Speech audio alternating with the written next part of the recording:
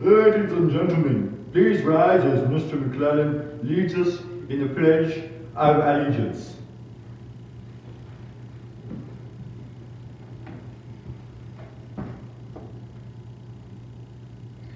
I, George B. McClellan,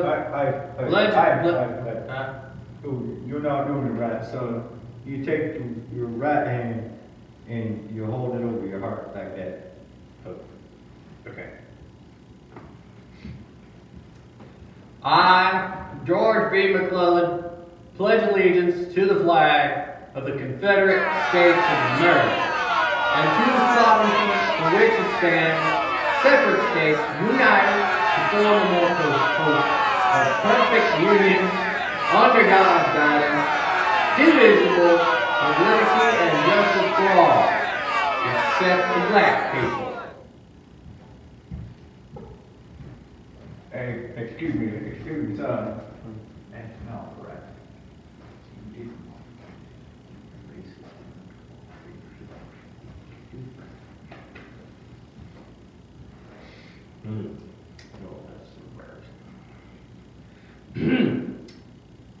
I pledge allegiance to the flag of the United States of America. And to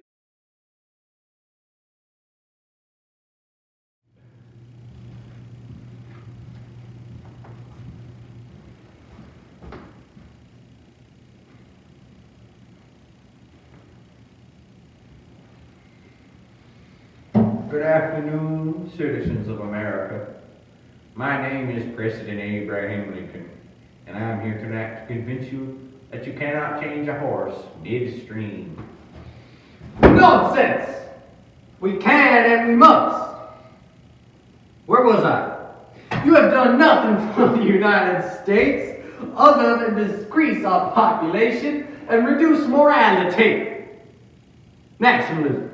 No one thinks we can win this war because all you've done is lose battles. Well, hey now, you obviously forgot, my hesitant friend, that Sherman just took Atlanta, Georgia, a key city in the South's production. Also, and you would know this if you paid attention, Grant has made great progress towards Richmond. At the price of thousands of our men. That is true. We have lost many men as we get closer to Richmond, but may I remind you that you made it as close to Richmond as he is, and with far fewer casualties, but failed to take the city. The closer you got, the more hesitant you became.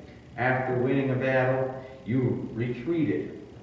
America, is this really the man you want leading your country? A man who runs from a fight he has just won?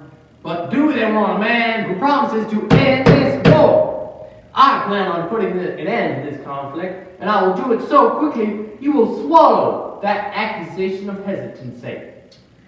You will not end the war. You will surrender. You will submit to those who would see this country torn apart. How can we promote unity if we ourselves don't have it? Ladies and gentlemen, with McClellan in charge, the United States will become the divided states. I just came up with that for myself. Oh, really? Better divided than non-existent. This war has caused massive casualties. Men are dying, suffering horrible wounds, their arms are being shot to oblivion, and they are suffering terrible diseases, which can be claimed are the product of the devil's breath. Even those who do not fight consider leaving the nation. Morality is low, and American pride is zero. Do you know the number 0, Mr. Lincoln? It, in fact, is the lowest number in our alphabet. Well, yes it is, and I think it's about the same number as your brain cells.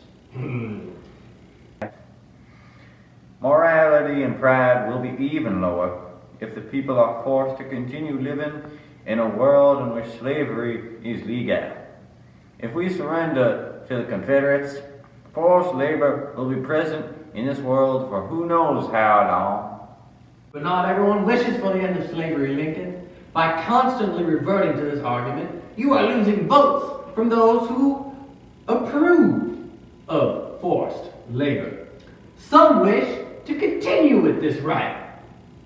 But my son, it is not a right, it is a crime. And the South would see that that crime becomes a law. The only difference between our Constitution and theirs is that theirs makes it a law that you must own slaves. You are upholding the law by committing a crime, and that is a crime. But at least we wouldn't be going into debt. We have spent billions of dollars on this war. If this continues, it is predicted that we will spend $5.2 billion by the end of 1865. That's money, Mr. President, that we do not have.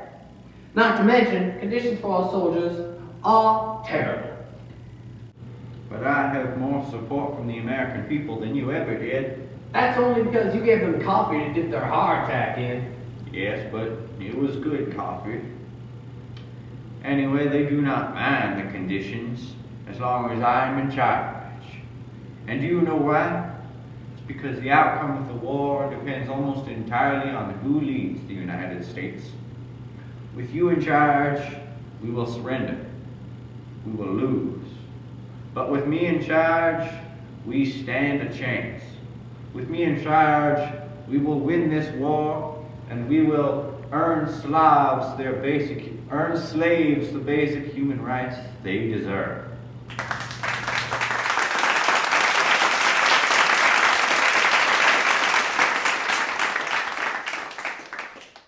Confirm rumors.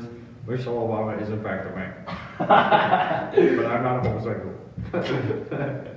Fix your beard. Wait, is this recording? Yes. Oh, shoot. Recording. Hey Joe, I have to use the bathroom. Okay, go ahead. That is true. We have lost many men as we get closer to Richmond.